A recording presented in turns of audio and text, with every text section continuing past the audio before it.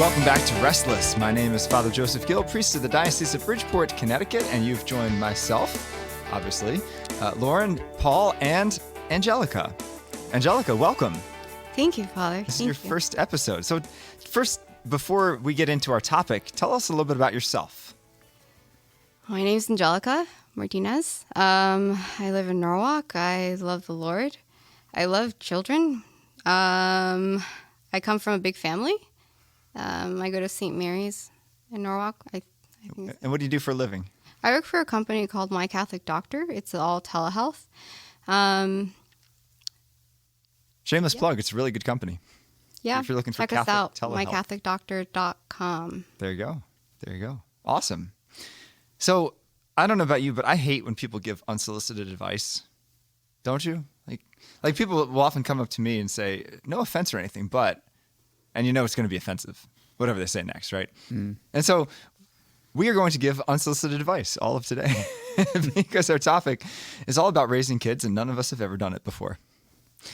But the reality is, young adults, that's one of the things on our minds, especially when we're dating, and maybe just discerning our vocation is, do we want to have a family? Do we want to be a father or mother? Do we want to have kids? And a lot of young adults are choosing not to have kids, and we want to kind of talk about that today. And what's our role in passing on the faith to a new generation, passing on the family name, all that kind of stuff. So, to start off, just ask the basic question: because I think all of you are discerning marriage, correct? Yes. None of you are currently actively at this moment discerning religious life. So, do you desire to have kids? Yes. Yes. Not necessarily. Oh, really? Yeah, I've never had a super strong desire. Yeah. Wow. Okay. I was expecting 3 yeses there.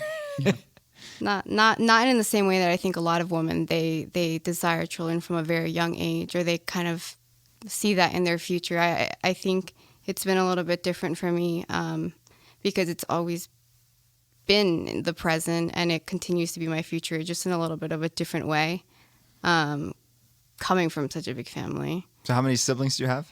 So we are 11 in total. I'm the second oldest. I have an older brother, and then the youngest one is 3 years old. So it's almost like, even though you're 24, 25?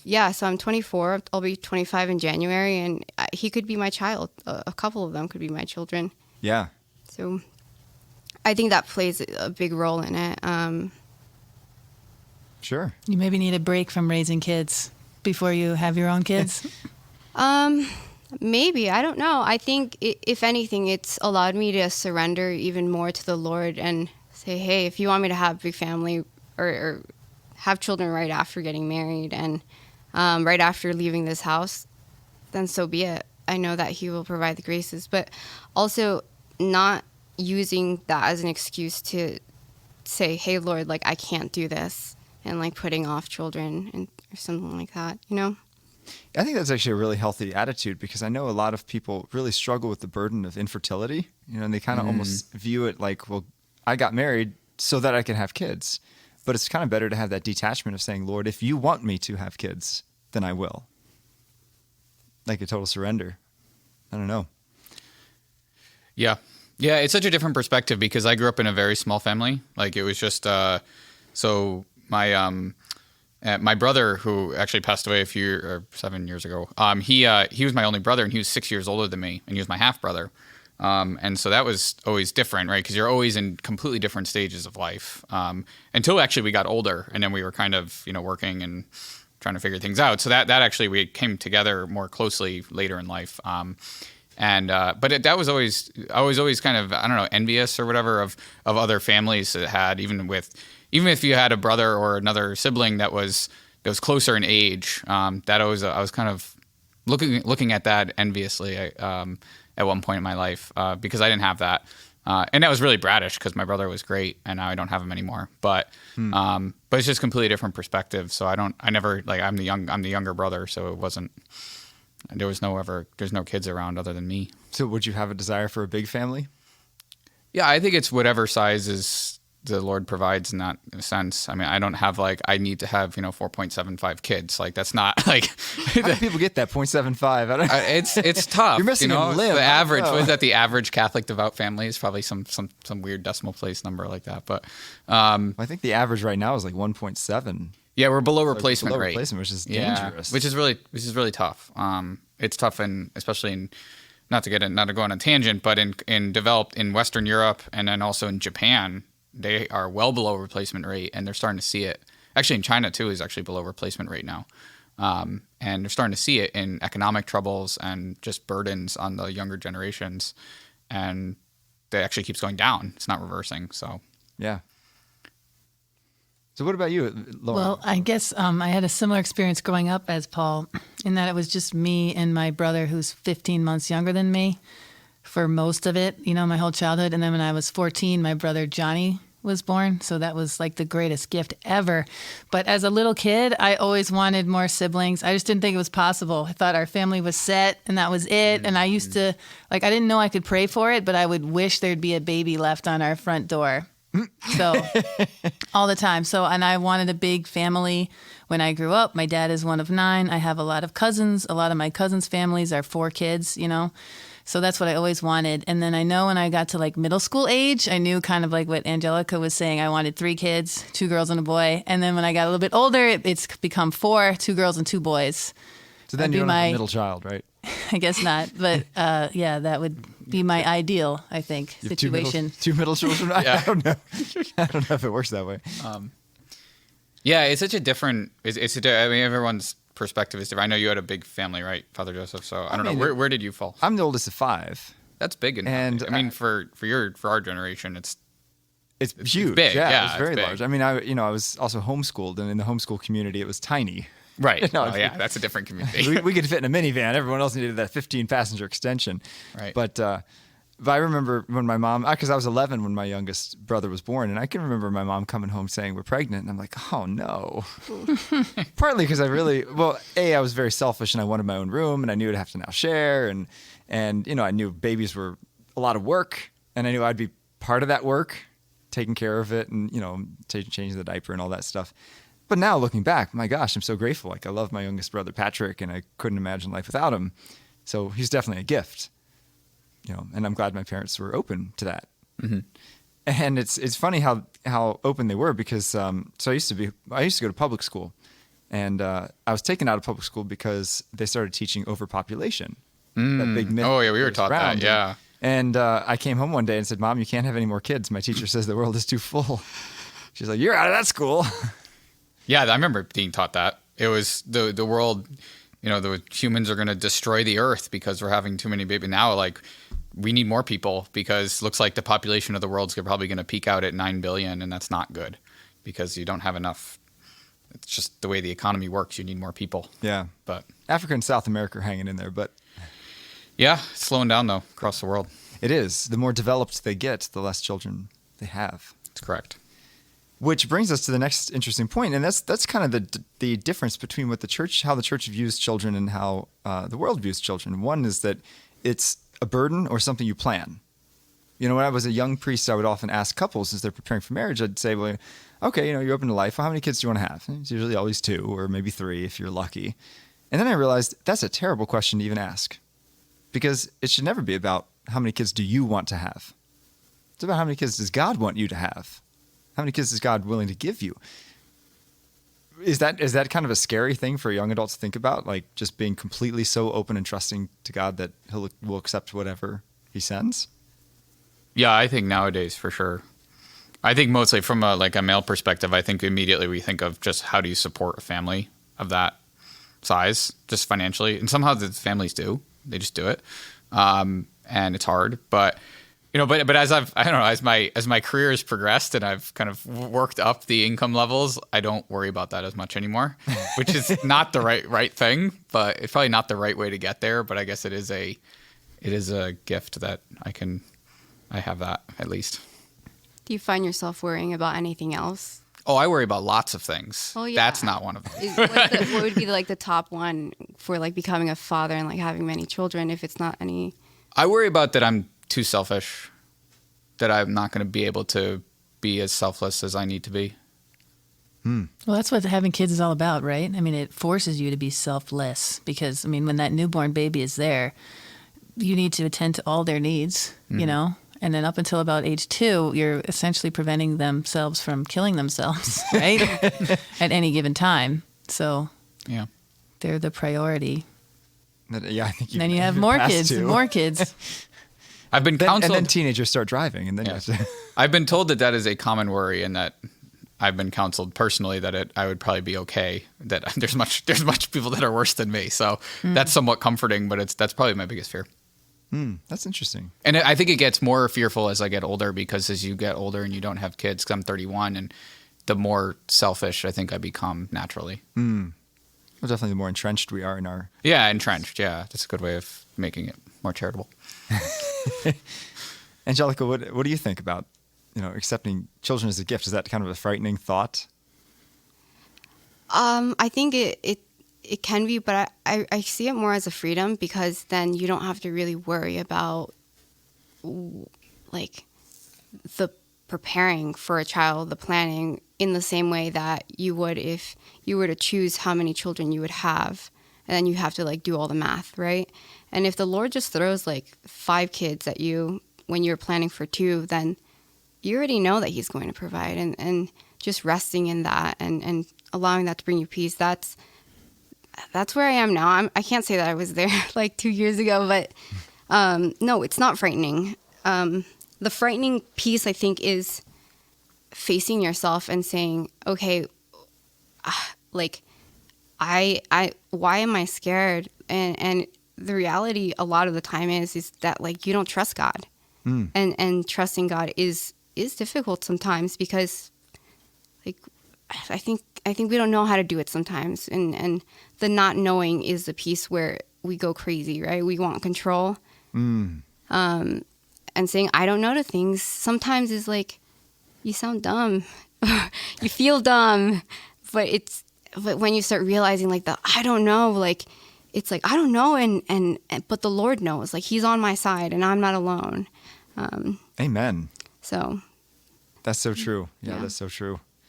And I think God does provide, I mean, in my family of having 5 kids, there was a lot we didn't do. We never went to Disney. Still never been to Disney in my life, and I don't feel like I missed that. But, I mean, people are like, and it's funny. I love my parents to death, and they're some of the cheapest people I've ever met. Frugal. Frugal, yes. Frugal is a charitable frugal. word, yeah. When we went out to eat, we were forbidden from ever ordering drinks. Water. It was all water. Right. Because my dad wanted to save money, which I understand with 5 kids. You got to pinch the pennies sometimes. But I really thought, growing up, I thought we were very poor. Apparently we weren't. But Yeah. Well, an unsweetened iced tea now in Stanford costs like $6 or something like that. So maybe $5 if you're lucky. So I understand that. yeah. Well, Stanford's a tough place to raise a family, to be I'd honest. say.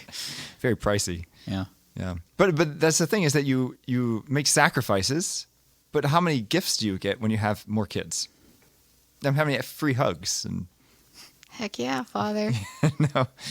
Yeah, I Yeah. think that's what a lot of people miss out on, because I think what Angelica said was spot on, is everyone wants to control, right? So, whenever people decide to get married nowadays, because many have these extended relationships right before marriage and they're living together. So then they decide to get married, and then they choose at a certain point, okay, we want to start having kids now. So they're probably stopping using some kind of birth control, right? And then they expect to have like kid number 1, then they wait however long, then they have kid number 2. This is manageable.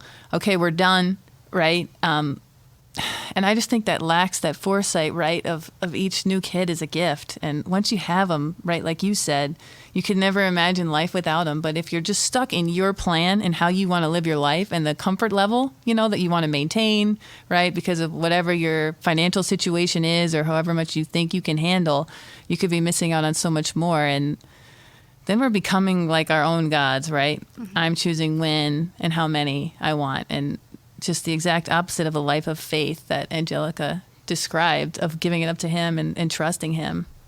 And how awesome it is to receive a gift, right? Wouldn't it be boring if you knew exactly what the gift was sitting under the Christmas tree? Like, where's the surprise? Where's the delight in that, Finding the presents beforehand is fun. What do you mean? going to hunt around the house to find the presents before they appear under the tree. Is that what That's Santa did for you? Santa was a abstraction that I didn't subscribe to for at a very young age. Sorry, go on. That's a great way to put it. Yeah. But I mean, what a gift! You know how awesome that is to receive a Yeah, gift that you it's didn't good. plan for, and to have a kid that you didn't plan for. Like, wow, what a gift! Awesome. And sometimes it is overwhelming, I'm sure, right? How can we, take on a kid? We just had one, let's say, I don't know, 10 months ago, like we don't have the money for this. We have to work. I But haven't slept in 20 years. somehow it works out, right? Like Angelica just put it perfectly. God will give you the graces, but we have to know that. We have to believe that. Yeah. When you think about St. Catherine of Siena was the youngest of 25 children. That poor mother, 25 children. I don't think there were any twins in there either. But if she had said after 24, I'm done. I'm not letting God give me one more gift, we wouldn't have this doctor of the church. Who knows what saint is going to come out? What priest, what nun, what finder of the cure for cancer is going to come out if you're open to the gift God has. Yeah. So let's talk about parenthood now, because accepting kids is one thing. Raising kids is kind of quite another. And anybody can have a kid, but to be a good parent is a challenge. So what do you think your parents did that you would like to imitate as a parent? Yeah, I think my parents, they always had this, I never felt, even through and I think my brother would probably agree, but even through our I didn't really rebel, but our supposed should have been rebellious teenage years would have been, our parents never, there was never a doubt that our parents were on our side. In one way or another. And that could be when they yelled at us or punished us, that's still on our side, right? And there was never a doubt about that. That's awesome. And even when one was a complete brat, you always knew in the back of your head that parents were going to be there, even if they're mad at you or you did something terrible. Well, Paul's form of rebellion is jaywalking. I still jaywalk quite a bit. I enjoy it. You rebel. Yeah. Yeah, I think that's what my parents, and they're still that way. I mean, my parents are still alive and everything, and I talk to them most days, I would say. And I don't know, we have a very good relationship. That's awesome. You're a good son, because I don't talk to my parents that often. Yeah. I think they learn more about my life through Restless than Maybe. anything else. What would you say your parents did right? Either? I think my parents did a lot of things right, given how I turned out. No, I'm kidding. But let's see. They gave us so many opportunities, so many activities and sports. We were a very close family. Like we did so many things together, playing games or activities. So they were very present. I had a great childhood, given great advice throughout my whole life, support. I mean, they expected us to do well in school, but that was something that I wanted to do anyway. So that was good. They obviously brought us to mass every week. And again, we're just present, right? So we could model that the faith was important from them. Yeah. So many things that my parents did really well that I would love to emulate. That's awesome. Yeah, even though it was interesting you just said that. I know Angelica was going to say something, but I remember my dad worked a lot, like a real lot at one point, either long commute and working a lot or one or the other. But I never felt that he was not present. I never had that feeling of where's dad? I'm sad that dad's not. I never had that. So I don't know how he worked that, but maybe because we would wait till 9:30 at night to eat dinner. Oh my gosh. Yeah, sometimes. That's so bad for your health. Yeah, well, I wasn't very healthy, so there you go. But yeah, so we would always have dinner together, and that was very important for the family. It didn't matter what time it was, and so we never felt that he was far away. So I guess that was pretty big. I didn't end up with the standard daddy issues thing that in those circumstances where that might happen. What about you, Angelica? I think I'm at a point in my life where I'm looking at my childhood and I'm a little bit angry. So I think a lot of things are foggy when it comes to my childhood and how my parents raised me. And I like how it turned out. And the reason for it is the one thing that's always highlighted is that at the root there is always the Lord. And even if I didn't understand or I wasn't happy or I was angry, as a child, and even now, like, it always comes back to, like, there is a God, and even if we can't communicate as family members, the Lord is there. And so they really, like, they gave me that. They gave me that I am not alone. I don't have to understand everything, that we don't have to understand each other. And that's brought me to where I am today. And it continues to bring me places, because I know that the Lord isn't changing, and he's with me everywhere, right? So that's interesting to hear that all three of you had parents that were very solidly Catholic. And would you say is that kind of your number one influence on your own faith, is your parents? I know that my mom listens to this, so I have to correct one thing. We wouldn't normally eat dinner at 9:30 at night. We would eat dinner usually between 7 and 7:30, but there were times when it was later. Okay. So just to correct that. Yeah, I think my parents did a good job. And again, I'm going to watch what I say a little bit because I'll get yelled at. But I think I was always more, even at a young age, even in middle school or before, I was probably always more just interested in the faith. But I went to Catholic school, and so there was seeds there that were planted. It was not a terrible Catholic school, which is good. It's sad if that's the best thing we can say about Catholic schools these days. Yeah, it was a good Catholic school. And so there was good seeds there, but I was always I'm a curious guy, so I was always more interested in looking to go deeper, even at a very young age, or maybe middle school probably is a good where to cut that off. But yeah. And so maybe sending to Catholic school is the best thing they could have done for me. For my faith journey, I would say. That's interesting. Yeah, for me, I would say my parents definitely gave me the faith in such a powerful way. The other thing that my parents gave me that I'm so grateful for is the fact that I knew that they would never split up. And they very rarely fought. I would say, I mean, they fought a little bit when I was younger, but by the time I was like 10 or 11 years old, I can't remember them fighting ever since on that point forward. And just to know that they loved each other so much that they're not going to get divorced was such a security. You know, yeah, I echo that, yeah. It's a real gift. It's a real gift that I knew that they're sticking it out. They're here for the long term, and we just this summer celebrated their 40th anniversary. Oh wow, that's awesome. Really special as a priest to be able to renew their vows. Nice. During Mass, which was really cool. Yeah, both my parents were this was their second marriage for both of them. Oh really? So they were married at 30, almost 34, and then they had me at 35. So they were older. So I think there's a different dynamic in that type of relationship where they've kind of done life a little bit. Yeah. And now they've settled in. So I never had that fear either, but for probably a different reason maybe. Interesting.